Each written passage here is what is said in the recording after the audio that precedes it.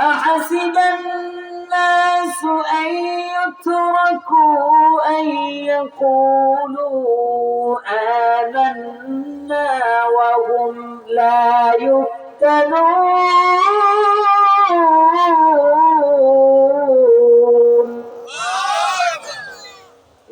আমি আপনাদের সম্মুখে কোরআনুল কারীমের চতুর্থ পারা হিফজুল কোরআন ৭ম পৃষ্ঠা সূরা আলে ইমরানের ১৪২ এবং ১৪৩ নম্বর আয়াত কারিমা তেলাওয়াত করেছি। এই সূরাটি রাসূল করিম সাল্লাল্লাহু আলাইহি সাল্লামের নবুয়তের জিন্দেগীর মাদানী জিন্দেগীতে নাযিল হয়েছে। এর আয়াত সংখ্যা ২০০, রূপক সংখ্যা ২০। আমি যে আয়াত কারিমা দুইটি তেলাওয়াত করেছি ১৪২ এবং ১৪৩ নম্বর আয়াত, আল্লাহ রাব্বুল আলামিন এই আয়াত কারিমার মধ্যে কি বলছেন আমরা একটু শুরুতেই সরল অনুবাদ জেনে নিই। আল্লাহ রাব্বুল আলামিন বলেন, আম হাসিবতুম আন তাদখুলুল জান্নাত, তোমরা কি মনে করেছো আমি তোমাদেরকে এমনি এমনি জান্নাত দিয়ে দেব? ওয়ালাম্মা ইয়ালামিল্লাহুল্লাযীনা জাহাদু মিনকুম, আর আল্লাহ তাআলা তিনি জেনে নেবেন না তোমাদের মধ্য থেকে কে জান্নাত পাওয়ার জন্য জিহাদ করে। ওয়া ইয়ালামাস সাবিরিন, আর এই জিহাদ করতে গিয়ে কারা ধৈর্য ধারণ করে। ওয়ালাকাদ কুনতুম তামান্নাউনাল মাউত মিন ক্বাবলি আন তালকাউ, ইতিপূর্বে শহীদি মৃত্যুর জন্য তোমরা যে কামনা বাসনা করেছিলে, আজকে সেই সুযোগ তোমাদের কাছে চলে এসেছে। ফাকাদ রাআইতুমুহু ওয়া আনতুম তানজুরুন, আজকে তোমরা দেখতে পাবে এবং আমি আল্লাহ তাআলা দেখতে পাবো তোমরা কে সেই নজরানা দেওয়ার জন্য প্রস্তুত রয়েছে। জোরে কোন সুবহানাল্লাহ। আল্লাহ রাব্বুল আলামিন আয়াত কারিমার মধ্যে বলেন, আম হাসিবতুম, তোমরা কি ধারণা করে নিয়েছো, তোমরা কি চিন্তা করে নিয়েছো, তোমাদের মনে মনে কি আশা আকাঙ্ক্ষা, আন তাদখুলুল জান্নাহ, তোমাদেরকে জান্নাত দিয়ে দেওয়া হবে। আচ্ছা বলেন তো দেখি, এখানে যারা উপস্থিত রয়েছেন, মৃত্যুর পূর্বে মৃত্যুর পরে একটা জায়গায় আমরা সবাই যেতে চাই। আমাদের সকলের একটা আকাঙ্ক্ষার জায়গা রয়েছে, সেটা আমরা বিশ্বাস করি সব ইমানদার একযোগে বলবেন। এখানে কে কে জান্নাতে যেতে চান? প্রত্যেকেই বলবেন আমরা সবাই জান্নাতে যেতে চাই, ঠিক না বেঠিক? মরার পরে আমাদের ঠিকানা একটাই হবে, সেটা হলো কি? আরো জোরে বলেন, আরো জোরে বলেন কি? আমাদের বাড়ির নাম কি হবে? জান্নাত। আমরা এখন বিভিন্ন জন দালান কোঠায় বসবাস করি, কেউ ৫তলা বিল্ডিং এর মালিক, কেউ ১০তলা বিল্ডিং এর মালিক, কেউ টিনের ঘরে বসবাস করি। এই বাড়িগুলো স্থায়ী নাকি ক্ষণস্থায়ী? এই বাড়িগুলো একদিন শেষ হয়ে যাবে, এই বাড়িগুলো একদিন মুছে যাবে। চূড়ান্ত ভাবে একটা বাড়ির মধ্যে আমাদেরকে যেতে হবে। বলেন তো সেই বাড়ির নাম কি? আমরা অবশ্যই একটা ঠিকানায় যেতে চাই, সেটা হলো আমাদের জান্নাত। ওই জান্নাত নামক বাড়ির মধ্যে আল্লাহ রাব্বুল আলামিন আমাদেরকে প্রশ্ন করছেন, আম হাসিবতুম, তোমরা কি মনে করেছো এমনি এমনি আমি তোমাদেরকে জান্নাত নামক বাড়ির মালিক বানায় দেব?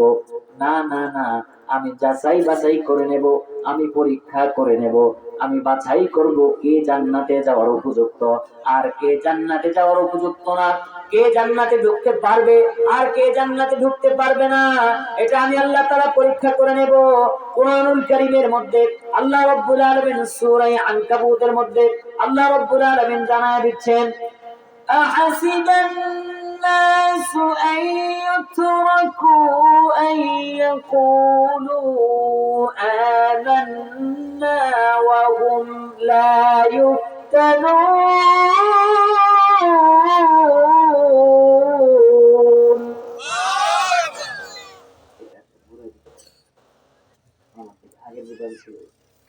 আল্লাহ রাব্বুল আলামিন বলছেন, মানুষ কি ধারণা করে নিয়েছে তাকে আমি জান্নাত দিয়া দিব, এমনি এমনি দিয়া দিব? না না না, তাকে আমি এমনি এমনি জান্নাত দেব না, তাকে আমি বাছাই করব। জান্নাতের জন্য আল্লাহ বাছাই করবেন।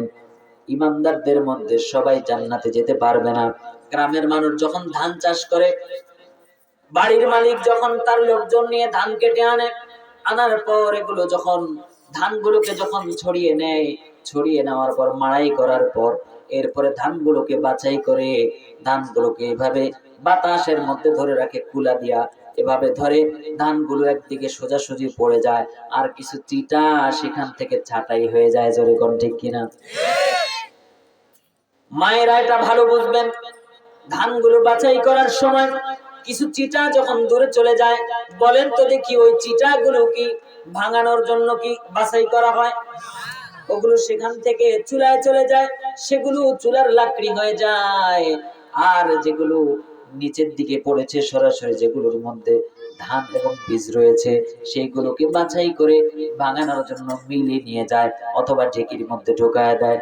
ওগুলোই কেবলমাত্র খাওয়ার যোগ্য, চিটাগুলো ফেলে দেওয়ার জন্য রেখে দেওয়া হয়, চিটাগুলো চুলায় দেওয়ার জন্য লাকড়ি বানানো হয়। ইমানদার যারা থাকবে সবাই জান্নাতে ঢুকতে পারবে না, জান্নাতে ঢোকার জন্য আল্লাহ রাব্বুল আলামিন এমন কিছু ব্যবস্থা করেছেন, যেই ব্যবস্থার মাধ্যমে তিনি আমাদেরকে পরীক্ষা করবেন। কোরআনুল কারীমের মধ্যে আল্লাহ রাব্বুল আলামিন আরো একটি জায়গায় জানায় দিচ্ছেন, আম হাসিবতুম আন তাদখুলুল জান্নাতা ওয়ালাম্মা ইয়াতিকুম মাসালুল লাযীনা খালাউ মিন ক্বাবলিকুম মাসাতহুমুল বা'সাউ ওয়াদ-দাররা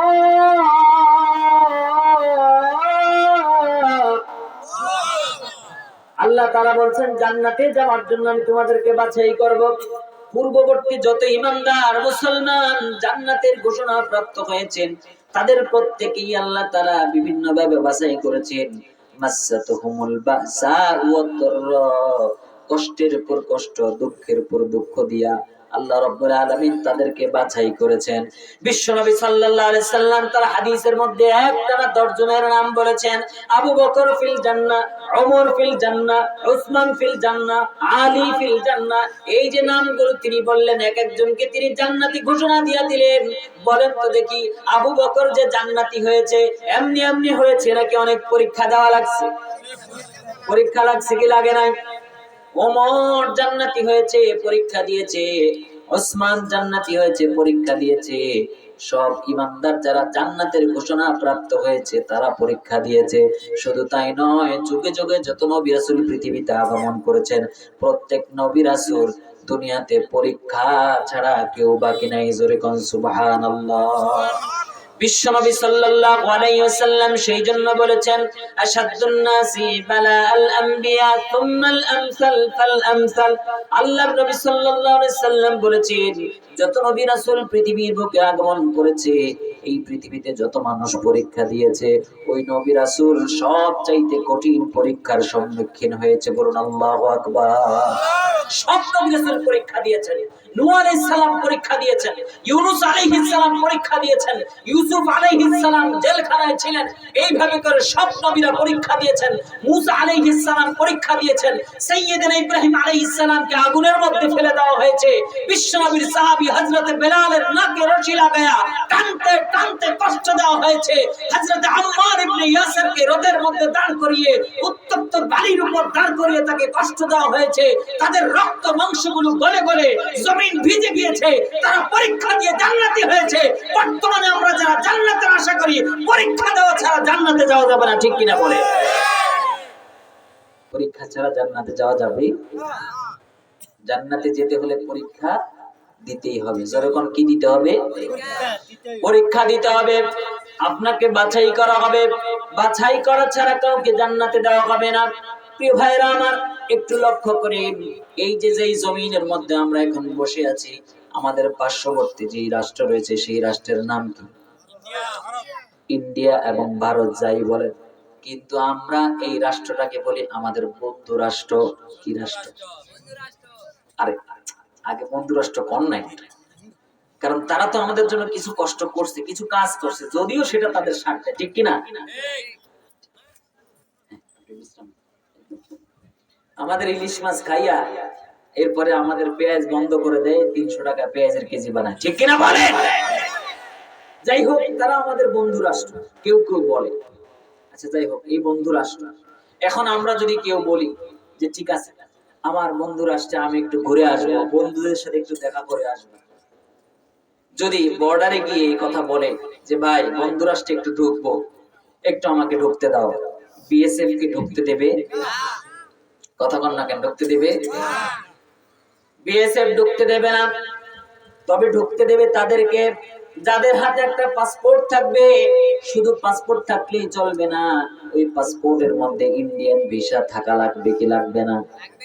এরপর আরো কাগজপত্র দেখবে, কাগজপত্র দেখে তাদের শর্তগুলো যখন পূরণ করবে তখনই কেবলমাত্র ওই রাষ্ট্রে ঢুকতে দেবে।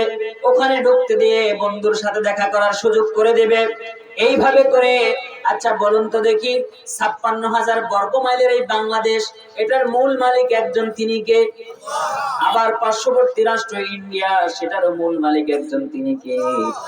আল্লাহর জমিনের এক প্রান্ত থেকে আরেক প্রান্তে যাওয়ার জন্য যদি অনুমতি নিতে হয়, যদি যাচাই বাছাই করা হয়, যদি অনেক কিছু দেখা হয়, কাগজপত্র দেখা লাগে, আল্লাহর জমিনের এক প্রান্ত থেকে আরেক প্রান্ত যাওয়ার জন্য যদি এত পরীক্ষা নিরীক্ষা করা লাগে, তাহলে আল্লাহর দুনিয়ার জীবন শেষ করে আল্লাহর জান্নাতে ঢুকতে হলে, সবচাইতে সেরা জায়গা জান্নাত, ওই জান্নাতে ঢুকতে হলে পরীক্ষা নিরীক্ষা আছে না নাই? সেখানে গেলে পরীক্ষা করা হবে। এবার আপনাদেরকে আমি নিয়ে যেতে চাই, এই পরীক্ষা নিরীক্ষা আল্লাহ তাআলা করবেন 3 জায়গায়। যেরকম কয় জায়গা? আরো জোরে বলেন, কয় জায়গা? ওয়াজ মুখস্থ করতে হবে। ওয়াজ কি করতে হবে? মুখস্থ করতে হবে। কয় জায়গায় পরীক্ষা? সবাই বলেন না, অনেকে মুখ মুখ বন্ধ করে আছেন। কয় জায়গা? সবাই বলেন, কয় জায়গা? 3 জায়গায় আল্লাহ তাআলা পরীক্ষা করবেন। 1 নাম্বার হলো দুনিয়া, 2 নাম্বার কবর, 3 নাম্বার হাসর। সবাই বলেন 1 নাম্বার কি? সবাই একসাথে, 2, 3। মাশাআল্লাহ, মুখস্থ হয়ে গেছে। এবার আমি শুধুমাত্র আঙ্গুল তুলবো, আপনারা বলবেন। আল্লাহ তাআলা জান্নাত দেওয়ার জন্য পরীক্ষা করবেন কি করবেন না? পরীক্ষা করবেন কয় জায়গায়? 1, 2, 3। 3 জায়গায় আল্লাহ তাআলা পরীক্ষা করবেন। মাহফিল শেষের দিকে আমি আপনাদেরকে প্রশ্ন করব, একজনকে পুরস্কৃত করব যে সবার আগে হাত তুলতে পারবেন এবং বলতে পারবেন। একটু মনে করে করে আমরা সামনের দিকে এগিয়ে যাব। আল্লাহ তাআলা আমাদেরকে পরীক্ষা করবেন 3 জায়গায়। 1 নাম্বার হলো দুনিয়া। এখন আমরা সবাই দুনিয়াতে রয়েছি। এই দুনিয়ার জিন্দেগিতে আল্লাহ তাআলা আমাদেরকে পরীক্ষা করবেন। এই দুনিয়ার জিন্দেগিটা পরীক্ষার জায়গা।